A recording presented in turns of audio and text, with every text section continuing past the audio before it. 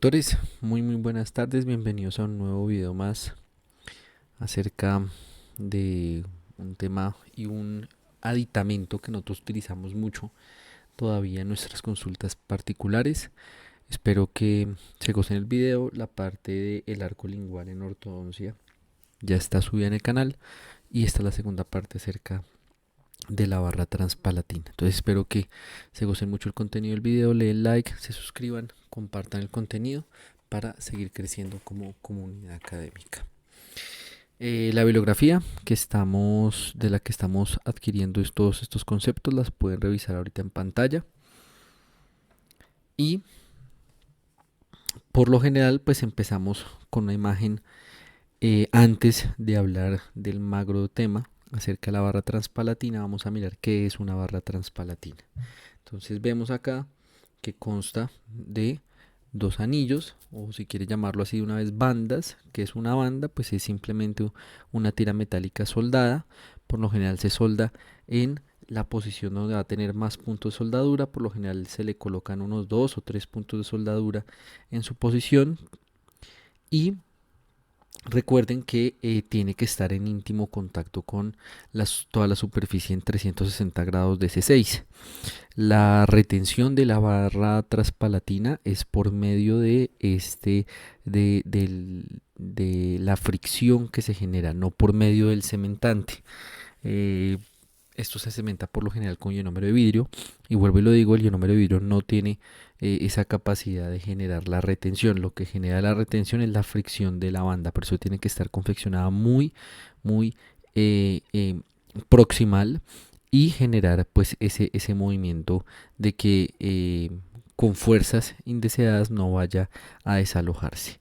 Y tenemos también acá un alambre que tiene una figura y vuelve a estar pues en contacto con la banda contralateral.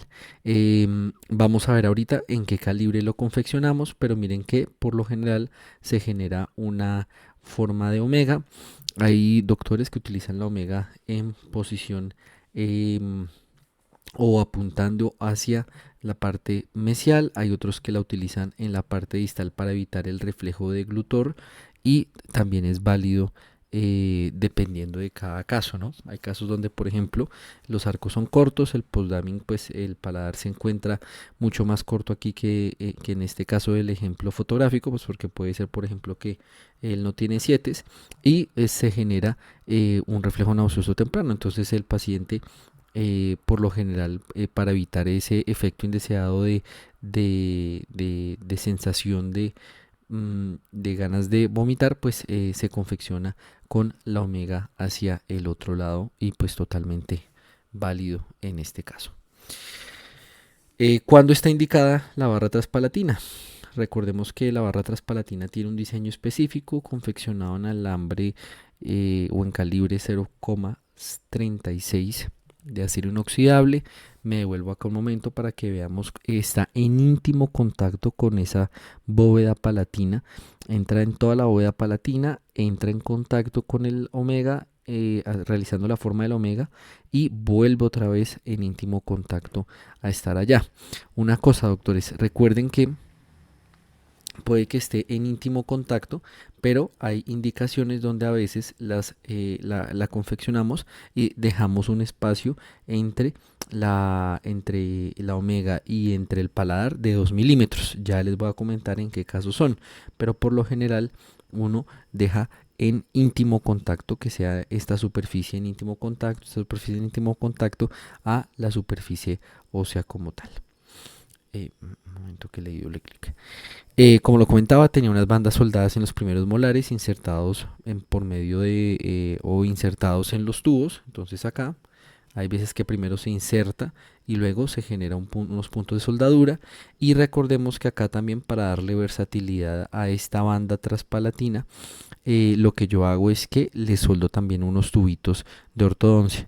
Por lo general, y ya en la actualidad, pues sabiendo las versatilidades de las mecánicas auxiliares, yo le colocaría un tubo doble. le colocaríamos un tubo doble para poder manejar mecánicas auxiliares de alineación y nivelación estratégica o de tracción de caninos, pues ya depende del caso, ¿no? Aquí es un caso bastante fácil, bastante preciso, ¿sí? Pero pues en la casuística normal no va a llegar de esta forma. Idealmente, vuelvo y lo digo, esos tubos dobles, si no, pues se pueden colocar tubos normales de MBT y es un aparato que tiene harta versatilidad, ya vamos a ver por qué. Claramente solamente se utiliza en el maxilar superior, para el maxilar inferior está el arco lingual, ya hay video de eso en el canal.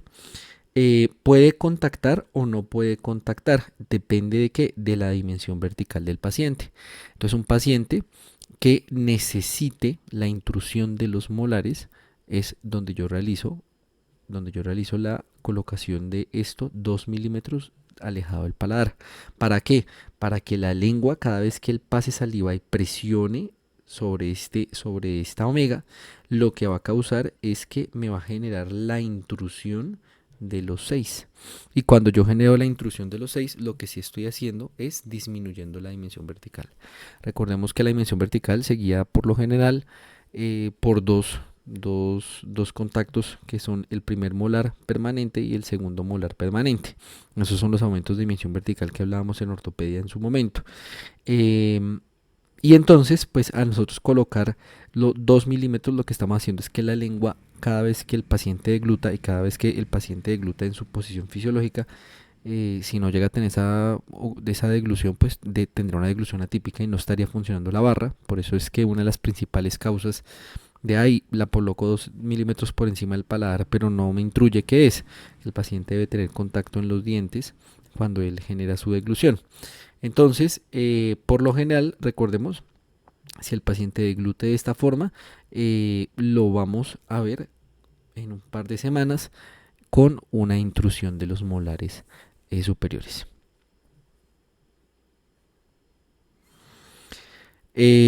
Claramente en el punto más profundo del paladar tiene una omega, ya lo dije, recordemos que se puede confeccionar si el paciente tiene un reflejo nauseoso sensible de la forma que lo comentábamos, o también se puede generar de una forma un poco más convencional como se estaba mencionando en la literatura. Esto, si se dan cuenta, permite un control tridimensional. ¿Por qué? Porque yo puedo, esto en el control vertical, ¿cierto? Ahorita vamos a hablar que yo puedo llegar y puedo preactivar o puedo dejarlo así pasivo estos bracitos. Entonces yo llego y yo digo, listo, yo antes de entrarlo coloco una actividad, o sea, hago un doblez en este alambre y lo que yo hago, que voy a generar es un cambio en la posición del 6 de este molar, por ejemplo, ¿sí? El 16 en este caso, y voy a generar un control sagital. Miren que acá ya estaría distalizando, entonces puedo generar ese control distal. Miren que acá también va a haber un cambio en la posición de ese molar en tema de mesodistal, entonces un sentido transversal también están habiendo cambios, y el control vertical si estoy haciendo, separando la 2 milímetros del paladar, o al contrario manteniéndola en contacto para generar un control exacto de la posición. Entonces, si se dan cuenta, de tridimensionalidad tiene muchísimo la barra transpalatina. Y entonces, pues claro, vuelvo a lo que estaba comentando acá en esta última idea. Yo puedo activar el ANSA, puedo activar los brazos. Por lo general puedo activar 2 brazos para hacer un anclaje activo y evitar que los molares, por ejemplo, se me vaya a perder anclaje. Y también tiene cierta validez. Ya lo vamos a ver en sus imágenes reportadas por la literatura. ¿Cuándo se utiliza y cuándo está indicada esta barra transpalatina? Se puede utilizar tanto en decisión mixta y permanente, mixta para el control o la reganancia de espacios de Berendonck, entonces 3, 4 y 5, o si la quiero dejar pasiva para el control de esos espacios y que no me genere ninguna activación, simplemente erupción pasiva. Por también corrección a algunas rotaciones de esos molares, yo le quiero dar un poquito de offset, ya saben, le puedo colocar igual también como va con un alambre por el otro lado, por la parte vestibular, pues va a tener una información de tip de torque, ¿cierto? Gracias a ese tubo me genera la estabilización al generar pues o sea, la nivelación de las alturas de los molares. Puede generar una expansión o una leve contracción de la arcada en algunos casos, y anclaje. ¿Qué tipos de anclaje?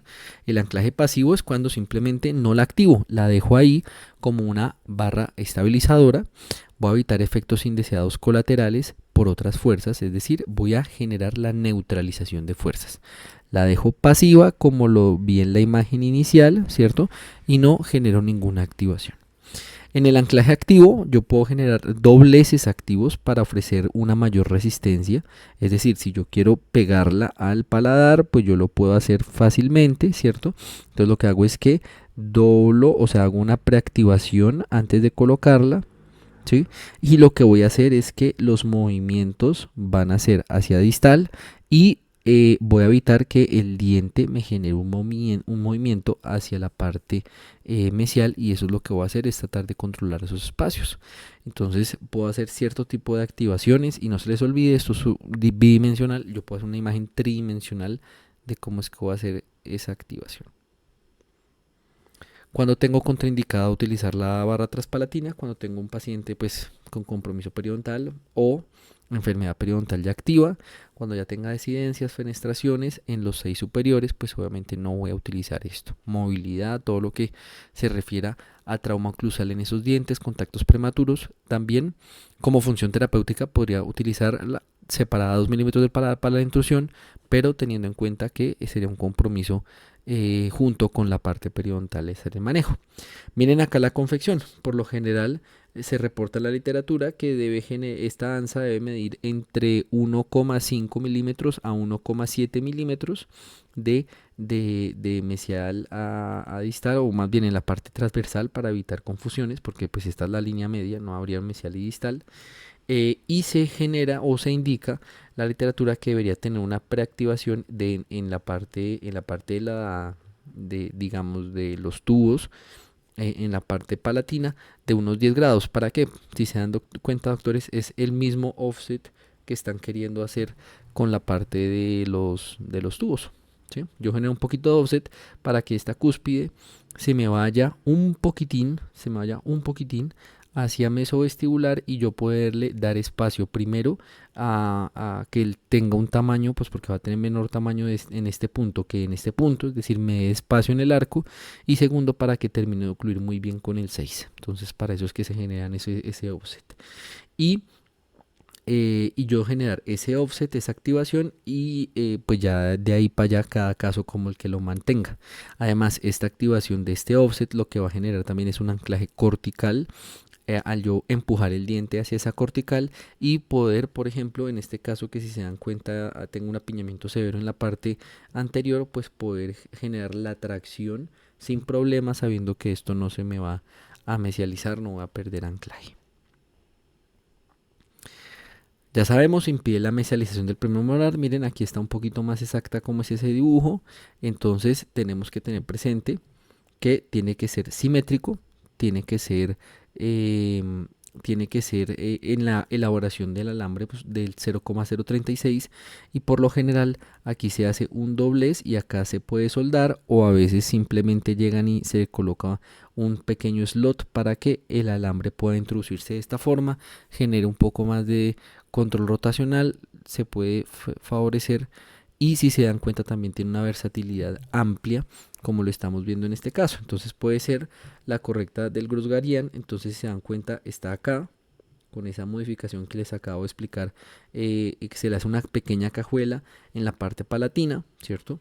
Y miren acá cómo bueno, aquí yo diría que me hace falta mis tubitos, ¿cierto? Para yo poder empezar a generar todo ese movimiento hacia la parte posterior.